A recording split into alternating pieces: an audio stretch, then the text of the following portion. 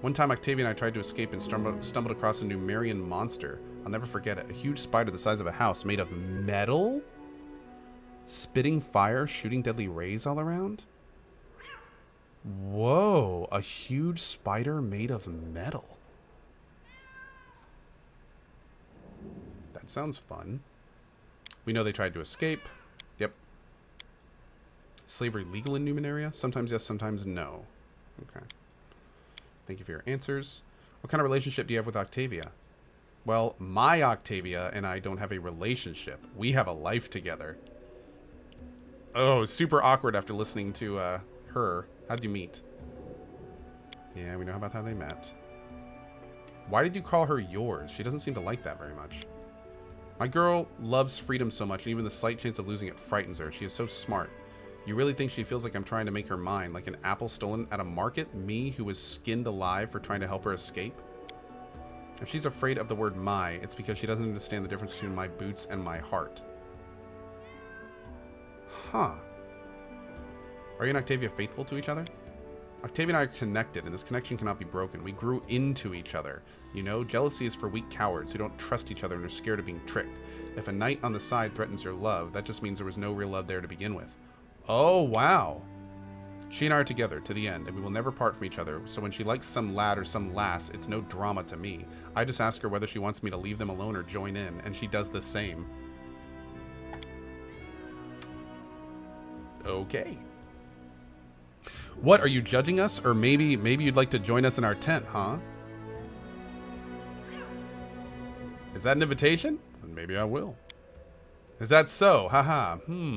I will think about it. Well, all right then. Thank you for your answers.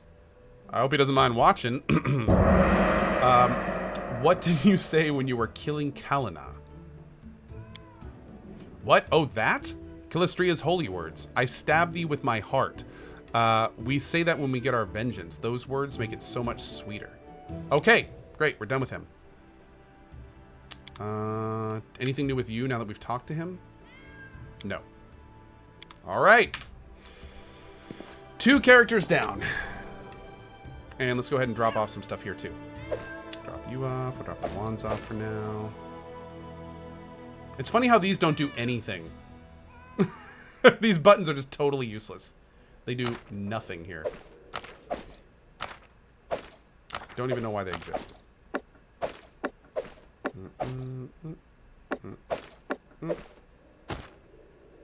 I could sell that.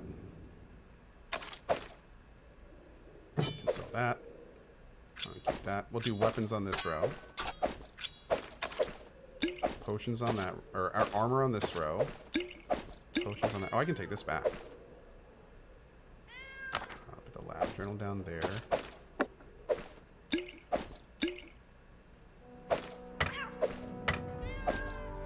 Okay. Cool. Also, meow. Save. How do I like the game? Oh, I'm loving the game, dude. Loving the game. In due time. All right, so we've talked to everyone in here. We're gonna breeze through Harem real quick. I think we've done most of this stuff. Tell me about the Fire King dwarves. There's no unity among dwarves. The only thing uniting the 5 Kings Mountain is the Sky Citadel of Highhelm. The dwarves always lived on the surface. No, they didn't. They recently came up, just like in Origins, Dragon Quest Origins. Tell me about the Sky Citadels. Cool. Highhelm is the jewel of the citadels. There's a dwarven saying that if an enemy reaches Highhelm, every dwarf from all the corners of the world will come to defend it. Let's talk about your god, Grotus. This guy has kind of a Durance vibe to him. From PoE. So Pharasma has trapped Grotus. Grotus? I think it's Grotus. It's a weird word. Usually clerics can speak with their gods. What does Grotus say to you? What is his will? Grotus doesn't speak to his clerics. Actually, Grotus doesn't need any clerics. He only allows his whispers to be heard, and only by those who are dying to hear them. His words are unclear, but they call to you. Thanks for telling me about Groidus. Let me ask you, what do you think about Groidus? I like your tales. There's an inner truth to them. I'm glad you think that. We'll bring this truth to the whole world and tell everyone that the end is inevitable. Okay, good. Caught up with him. That is not far. Can I do anything with this? No. Okay. Alright, no one up here. I think we still need to talk to Emery and Valerie, and then I think we're all set. Did I get my kingdom yet? Wendigo, you got here at a good time, because I'm going to get my kingdom, I think, in like 10 minutes. Yep.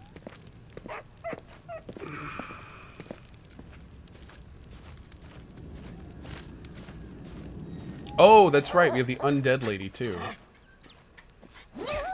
Anything to do with you? How may I serve you? Talking about the visions. That's why I'm here. I trust in their truth. These We already read visions, this. Tristian is Yeah. undoubtedly still as you wish. Talking about yourself. What exactly would you like to know? Talking about your past. We're going to listen to him. He's voice acted. My story? Why not? You deserve to know it. I am a priest of Erastil, and Galt is my homeland. You can imagine what it's like following the teachings of the stag god in a realm torn by discord and strife. Rebellion and suspicion are the pillars of Galt. Led by Erastil, I tried to guide my flock to embrace tranquility and balance and guard them from hasty judgment until I fell from grace myself. Foolish, foolish old Jahad. Uh-oh. My misdeeds cast a shadow over my life and service.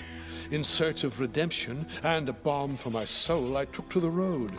I had come nearly to despair when Erastil sent me a vision of the Temple of the Elk. I knew that very moment that the stag god had shown me the way to redemption. What did you do to anger him? Well, if you truly wish to know, I'll have to start from the long time back. Werewolves preyed upon the lands around my village. They murdered people for fun or sport and left the corpses to rot on the roads. One night, they broke into a young woman's house and dragged her into the streets. One evening, a traveler came to our tavern, tattered and dirty from days on the road, like so many others roaming Galt. He sat quietly in the corner of the tavern, drinking cheap ale, and in an instant, I knew he was a werewolf. I felt it in my soul. It was like Erastil himself had whispered it into my ear. Led by Providence, I left to gather my flock, and we surrounded the tavern. The retribution was swift. However, I was tragically mistaken. The young man was no werewolf. He was a bandit, sent to spy on the village by one of the local gangs. We only found out after, when we went through his things. Still, you saved the village from another danger, didn't you not? That's still no excuse for my actions. I was a fool. I made a grave mistake. And what's worse, in the eyes of my flock, I cast doubt on Erastil's greatness. A priest who can barely hear the voice of his god is a disgrace to his lord and himself, and corrupts the very people he would save. Whatever the case, I knew Erastil was no longer pleased with me. It was terrifying. Imagine how my mind raced when here in the Stolen Lands I heard the voice of the stag god once again. He gave me another chance at service to atone for my guilt. Now I have regained hope, and that very hope is my most precious possession. Man, I gotta say, there's not a huge amount of voice acting, but when it is in the game, it's actually pretty good. For some, it is a land of freedom, where power belongs to the people, not to lords or kings. For others, it's a land of never-ending revolution, a realm surrendered to anarchy. It depends on who you ask. For me, I found Galt a violent place.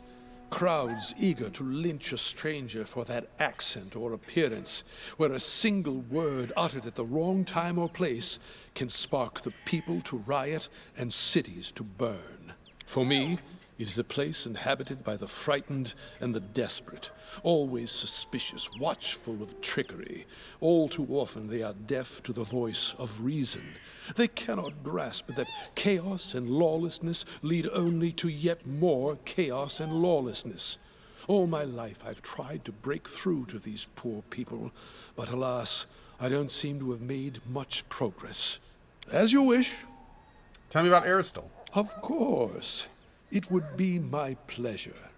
Erastil is one of the eldest gods of Golarion. His faith emerged when the first people appeared upon the land.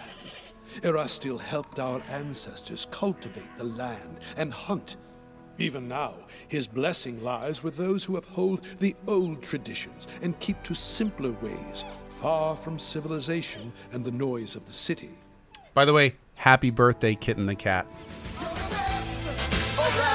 Wait a moment, cities have their strengths as well, don't they? Civilization fosters science, trade, and invention, and in that it often improves life for all of us. Tell that to the peasant robbed of all he owns, spending his night in the gutter, hoping to live to see the sunrise. You won't see such things in a village. Oh, you mean the same village where werewolves were killing people and dragging them out of their house in the streets? Yeah, okay, Jod. Good argument. Well, you do have a point. Indeed, no. I don't share your opinion. My future capital will be no village, whether you like it or not. One day it will rival Absalom itself. As you wish. Sorry. Still, lend your ear to this old man's words. Don't brush away the wisdom of ages past. I came here to spread the kindness of simple village life, which is often lost and forgotten in the noise of an indifferent city. What does Aristil demand of his faithful? The word demand does not befit the stag god. Honesty and friendship, loving families, merry weddings, and newborn children in their mother's arms, they bring a smile to Erastil's face. He loves his people and rewards them with fortunate hunts and plentiful harvests. But he has no temper for sloth and vanity. He never bestows gifts upon his faithful without first measuring their worthiness. We ourselves must win our daily bread, but the stag god comes to our aid in times of need and strife. I've always had respect for Aristil and his priests. I see it more clearly every day. Erastil himself led me to meet you. Your keen spirit will serve you well. I am happy to help. Great talk. Just a few more people. Hey, Chief, what's going on in your mind? Tell me about yourself. First, I'm a barbarian. I'm strong. I grew up in the realm of the Mammoth Lords. I left my tribe, the Six Bears.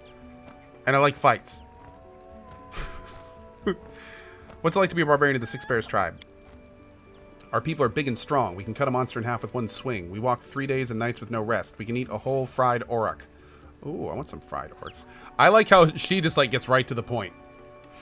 Guess you had to do a lot of training to become as strong as you are. Training? No one freaking trained me. The boys of the Six Bears got the training. All I could do was watch. And you know what? They were still crap even after all that training because I kicked their butts hard.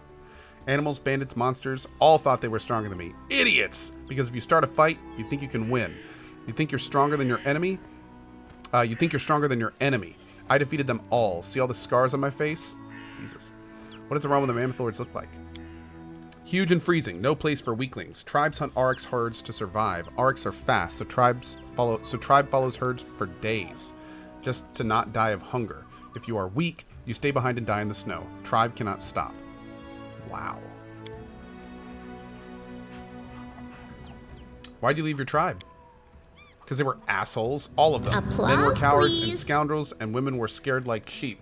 Hey, Triform Trinity with a $5 tip. Thank you, buddy. I appreciate the applause. Men there think no girl can be a fighter because they are weak. They are afraid a woman can beat them. And females just nod. Go sow hides, cook meat, watch kids. That's what they always say. But I'm a warrior, damn it. I won't cook hides and watch meat. I told them so. I went hunting with men. And what did I get? Still the same. You're a woman, you stay home. Even gave me a nickname, the Soft Chieftain. Like a warrior woman was a funny joke. Damn, I even went to hunt those shit-faced frost giants. And there. So I left. Cowards, scoundrels, and sissies they were. That's why. You're quite a good fighter. Emery jerks her head up. Quite good, huh? Compared to who? And if I was a crappy male, I'd fight better. Is that what you're trying to say? Or you say I could be better? Like, go get some training, Emery, right? You're very good in a fight. You're an excellent warrior. I've just given you a compliment. That's all. True, I fight good. That's what I do best. You're rather rude, you know. You bet! I'm a fighter, big and strong. Everyone's afraid of me. I can't play the softy. Who would ever fear me then? I enjoy being feared. When I pass by and all the sissies almost faint, knees trembling, teeth chattering, shit dripping down their pants. Ugh. Emery falls silent, fascinated with the picture her imagination has created. I love this girl. So, have you proven yourself to be a mighty warrior? I may have. The trial is finished, and if someone ever doubt me, I'll prove it. So, I'm the chieftain of your new tribe? What do you expect of me? Tribe always must have plenty of food. Tribe's enemies must be tough, not some easy scum. Tribe's fighters must challenge the strongest enemies. Also, well, you must rule the tribe. Make big decisions. She waves her hand vaguely. So why did you leave your tribe, and what's the story about the frost giants? I told you already, they were assholes. They treat women like sheep, not fighters. As for the giants, I'll tell you later. Someday, maybe. Cool. Okay. Good progress, good progress. As it should be.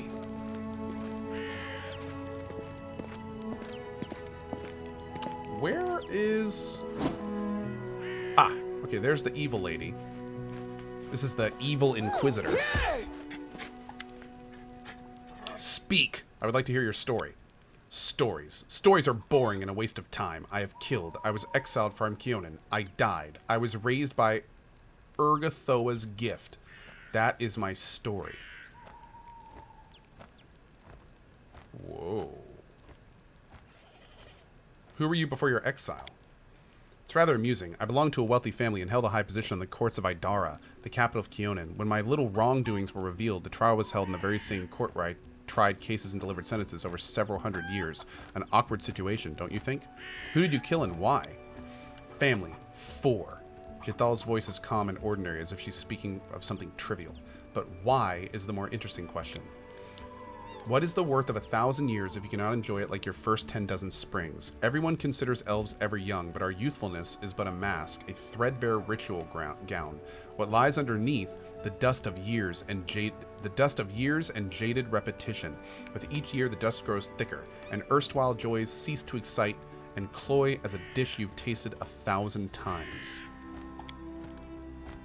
Long did I search for a way to avert this fate. Don't I, who has truly tasted life, deserve a better lot than those benumbed old elves who close themselves to the world? And I found a way in the ancient texts of Urgathoa, a ritual involving the blood of my kin, a trifle that would make each day feel as a holiday, created specially for me. The ritual gave strength not only to my body, but to my mind and soul, and then my mind whirled at every sensation, every sip of wine, or silken caress. Oh, how I miss this. Okay, so basically she found some kind of spell marijuana.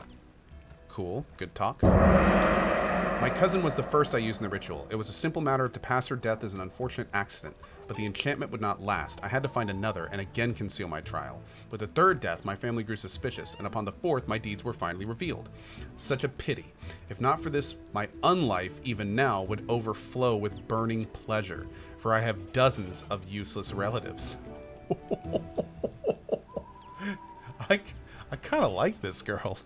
I'm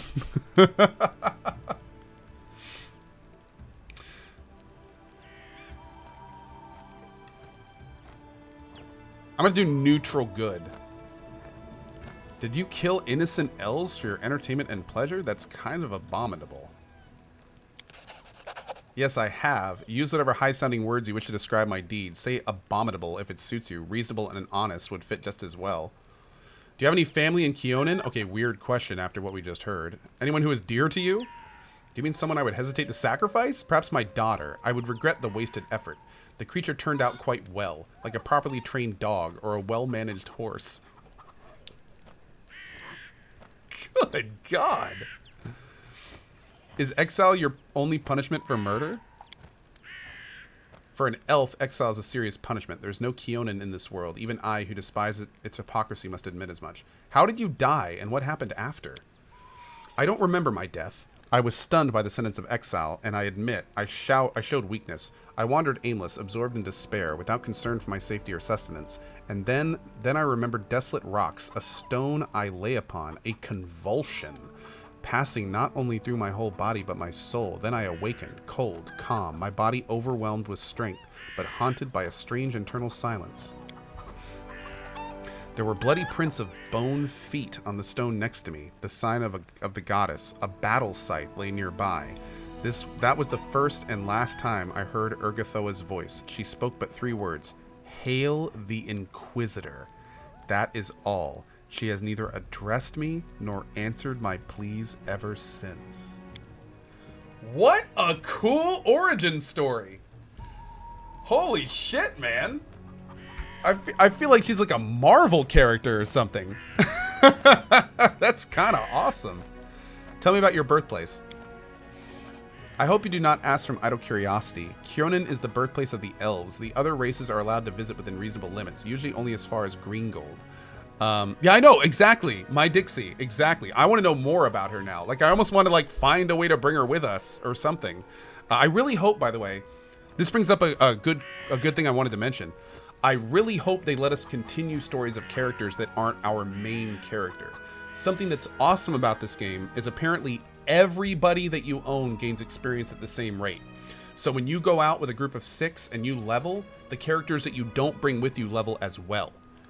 So as long as everyone's leveling at the same rate, I'm guessing we can just like pull people with us when we need to.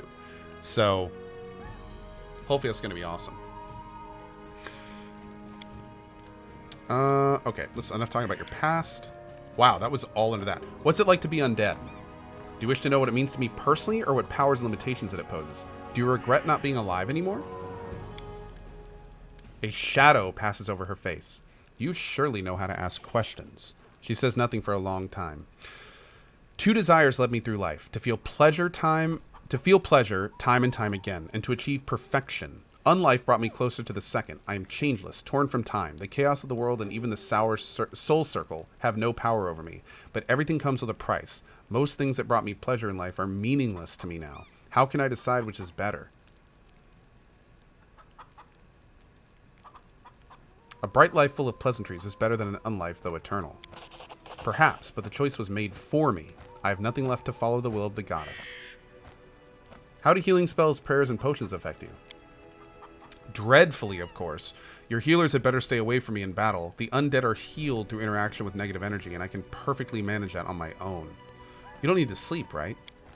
I am spared from that bothersome need, but I hope you do not take this as a reason to invent additional responsibilities to entertain me during the night. I spend this time meditating and addressing the goddess. What about, carnal pleasures? A tactless and facile question.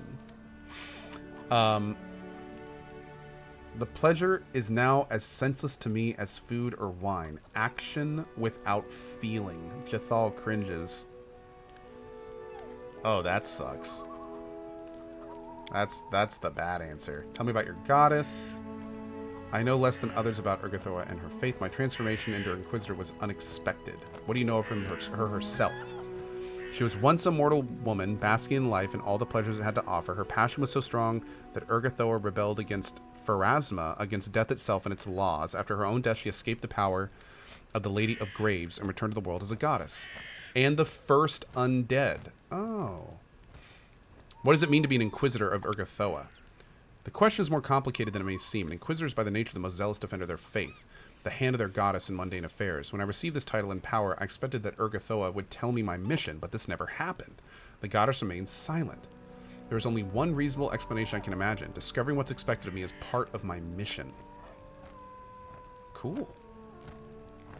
Does Urgathoa feud with other gods? No. What does she require for followers? To enjoy. That's kind of weird.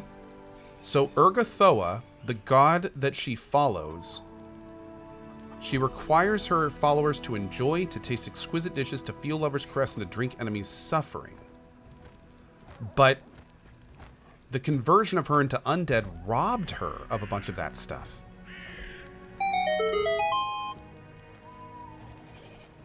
Interesting. Interesting. So she turned Jathal into her Inquisitor, but by doing so bypassed all the things that she demands from her followers.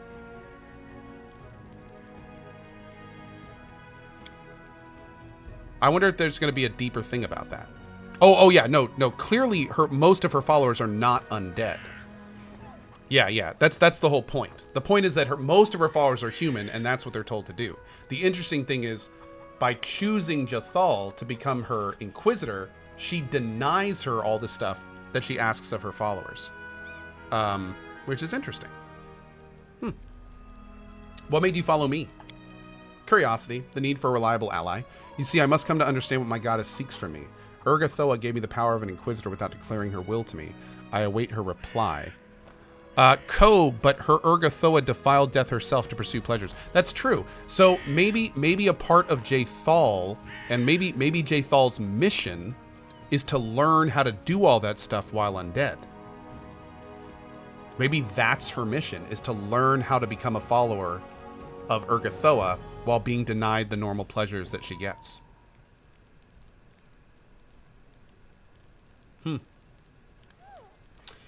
Okay. I await a reply, any hint of a trace or clue, and I suppose our meeting was no mere accident. Besides, Jathal cringes. I imagine that several Keonan assassins still pursue me. They never risked attacking me while I was under the patronage of the Aldori. They are unlikely to attack while I have reliable allies like you. But why do these assassins follow you? I don't know. They can't have been sent by the Queen. I'm branded outlaw, but my punishment was exile, and it's not custom for elves to contravene their own verdicts. My attackers shouted something about threat and blood. I suppose they are a splinter group of feeble-minded zealots, or someone on a quest for personal revenge. Great. All right. Well, man, what a cool character. I'm super glad we decided to take some time and talk to these dudes, because, like, she's awesome. We're gonna be following that. What a conflicted character. Greetings! Everything is well, I hope. I'm ready for new orders. Tell me about yourself, Valerie. What exactly would you like to know? Valerie seems kind of plain, to be honest. I'm gonna kind of whip through this, and if anything kind of super interesting pops up, we'll see. Where are you from? What was your childhood like? I was born in Brevoy. Father was a respectable philanthropist and a benefactor of the Church of Shaylin. Mother saw to my education personally. I also learned the difference between true nobles and low-born upstarts. Oh, that sounds fun. Why were you sent to the Paladin Order of the Eternal Rose? As you can imagine, from my first days, I was surrounded by crowds of servants and nannies who never stopped praising my heavenly beauty. Yeah, nice haircut. The Paladins of Shellin, who used to visit our houses, echoed these praises. In the end, general consensus overwhelmed by my father's better judgment. When I turned 6, I was brought to the Church of Shellin, and he told me this would be my new home. Don't pity me, though. I beg of you, don't worry. Many who hear the story immediately assume that my parents were cruel and had no love for their child. My parents had respect for me. They taught me everything. They taught me something that has supported me all of my life. Just put a bowl over your head and cut around the sides. That will carry you far. Okay, cool. What do they teach you in the order? Well, besides putting the bowl on my head and cutting around it, some of them appealed to me. Others I simply couldn't accept. I enjoyed the physical attractiveness and swordsmanship, but the arts, calligraphy, painting, poetry, and so many other ways to waste one's time. Why did you leave the order? Because of my heavenly beauty and the bowl, according to Shaylin's laws, all art is sacred, whatever form it takes. Severe punishment awaits those who dare harm a painting, sculpture, or poem, no matter how worthless a drivel might be. What? Because of my heavenly beauty? Okay, thank God she's wincing in contempt. That must have been the reason they gave her, and she doesn't agree with it. Because that would be super conceited. My looks always attracted unwanted attention from the pilgrims and acolytes at the temple. I received my first poem, dedicated to me when I was 9. The author was some wealthy geezer. And that was only the beginning. Okay, so I guess she is, like, pretty hot? But man, they're making, like, she must have, like, maybe with a decent haircut, she's super hot or something. Like, I don't know what's going on here. Maybe that's why she cut her hair like that. Yeah, I don't know, dude. Maybe that's, yeah, okay. My admirers mobbed me, and I had to respectfully accept all their garbage. The clerics of the temple were magnanimous, for my suitor made generous offerings to the church, but one time I just snapped. Some wealthy idiot has dedicated an extremely untalented poem to me, and he had the nerve to read it right into my face, holding my sleeve. The hour was late, and I was on my way to get some rest after a boring lesson on rhymes. I lost control and tore the poem apart right in front of them. The paladins wanted to impose some punishment upon me. I don't remember which one exactly. They wanted me to repent. Instead, I just gathered my things and left. Okay. I kind of like her. What did you do after you left the order? I set off for Restov. I wanted to get as far away as possible from Shaylin and the destiny everyone seemed to be so ready to force upon me. Besides, the School of Swordsmanship in Restov has quite a decent reputation. Honestly, I was hoping for an opportunity to learn from the famous Aldori masters. Eventually, it became clear that their technique wasn't a good fit for me. They teach to avoid impact, whereas I prefer to raise my shield. Nice. But my abilities and skills, which I'd leaned on at the Order of the Eternal Rose, were enough to make the Sword Lords take an interest in me. They offered me a chance to join them. Oh, hopefully that was just the daily drop, guys. We should be fine. We should be fine. I bet your beauty inspired many people in the Order. Uh-oh. I don't think she's going to like this. Valerie's gaze suddenly becomes cold. And here I'd hope to avoid the question. She exhales loudly. Well, let's get this over with once and for all. You should understand that I'm perfectly aware that most races, orders, and genders find me physically attractive. It is beyond my power to change that, but I've never given a potential admirer any reason to start a conversation with me. But it doesn't stop them. After leaving the Order, I took a dagger and cut off the long hair they used to praise. Well, now I get letters praising the beauty of my eyes. You guys were right. How cool. It was because of my appearance that I ended up in the Order of the Eternal Rose, though I never wanted to be a paladin. It was because of my beauty that an infinite number of suitors have pursued me, all of them confusing simple politeness with hints of affection. Nice guys. But do you know what I really want? I want people to stop treating me like a piece of art. I want them to notice I'm a person, that I'm capable of something more than smiling for paintings. Where I sit wearing a lacy satin dress, holding a basket of peaches in my lap. Is that too much to ask? The last question comes out in a shout, though Valerie doesn't seem to realize it. Milady. Thank you for your honesty. I understand you very well. You are a true friend who I can trust with my life. I am truly happy you understand me. Thank you. Valerie smiles at you gracefully, and the smile is full of warmth that you never expect from someone as stern as Valerie. You suddenly realize that you're smiling back at her. That was nice. Tell me about the way of Shaylin and about her paladins. She's a goddess of love, beauty, and art. Her paladins are something like armored artists. They are fanatical defenders of worthless and artistic paintings and meaningless opuses, if you care to know my opinion. You speak of Shaylin with such contempt. What did the goddess of beauty do to earn your anger? She's been trying to ruin my life! Shaylin, the goddess of everything useless that ever existed in this life. All the beauty in the world, all the art, all the soulful sighs in the moonlight. They never feed a single family. And I beg you to restrain yourself from offering your own opinion. Trust me, I've heard everything you can tell me, more than once. Nothing and nobody can change my mind. Wow. What do the paladins usually do? They wander around seeking the next pile of garbage, and when they find it, they call it an immortal piece of art and admire it until they're blue in the face.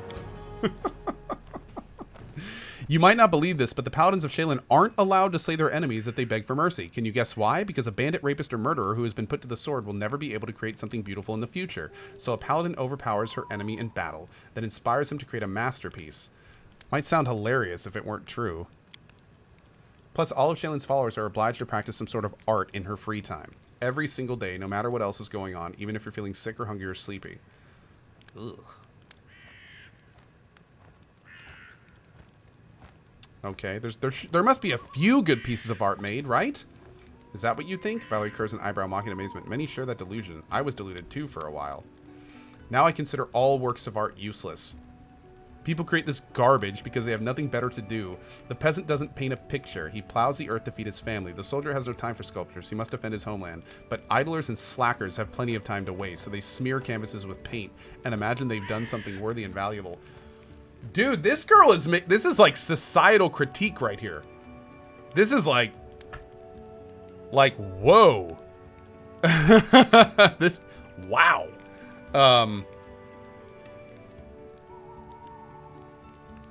It's, you know, I've heard some interesting things about how art is the opposite of survivability. Like basically art is what you do when you no longer have to worry about surviving.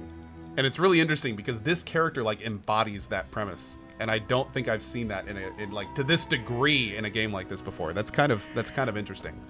But yeah. You said that every paladin must practice some kind of art. What kind of art did you pursue? Ah, that. I used to embroider, and I still do from time to time. A treacherous blush covers Valerie's cheeks. It's nothing, I assure you. This is a simple task to keep my hands busy and keep the gloomy thoughts at bay. Nothing special.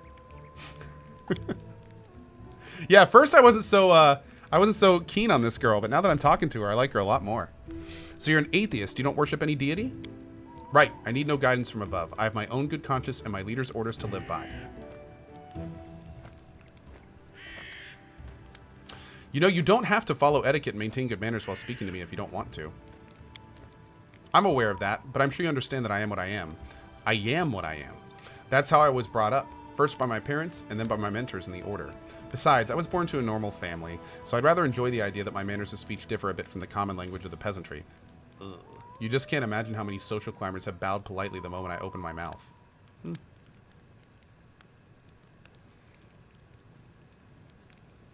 Oh, I guess you have plenty of suitors. She rolls her eyes. Sadly, you're right to suppose that. Even here in these remote lands, one can find offspring of many noble houses, and all of them consider their duty to kneel before me, begging me to walk with them in the garden. Valerie's voice overflows with contempt. If words were poison, you'd be dying a horrible death. That last line, though!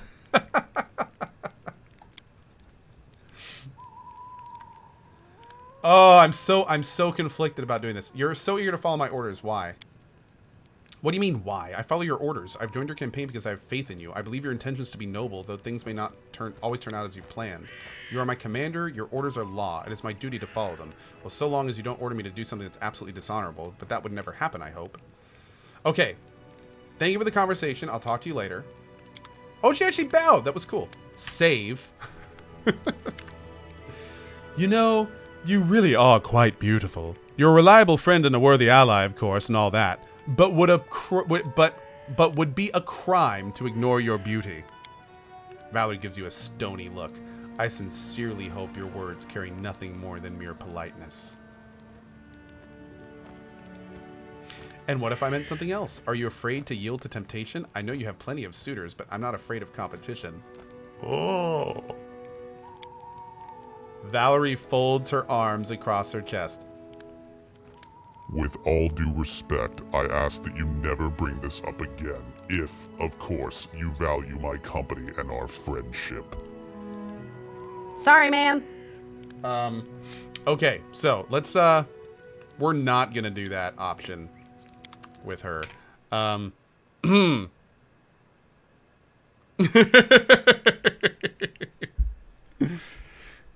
Yeah, after all of that, I think that's like the worst thing we could do at that point is like all according to plan.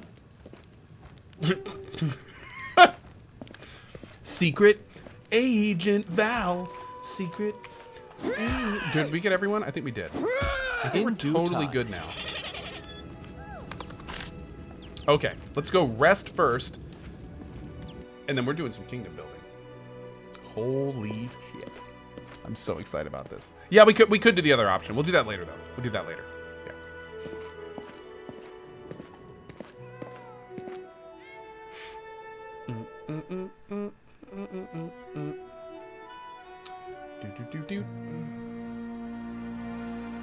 Oh yeah, that definitely took more than 10 minutes. I'm sorry.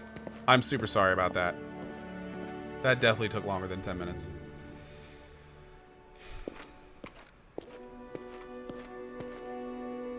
Oh, you can't talk to the pets. We tried. Yeah. Oh, that was yeah, it was totally worth it though. I thought it was great, man.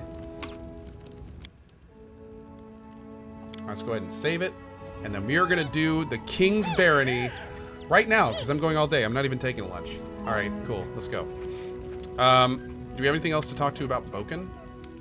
No, we're fine. Okay. We rested. Oh, we got 3 of these now. Nice. All right. Let's do before, yeah, I guess end of Act 1. Is this an act? Maybe it's an act.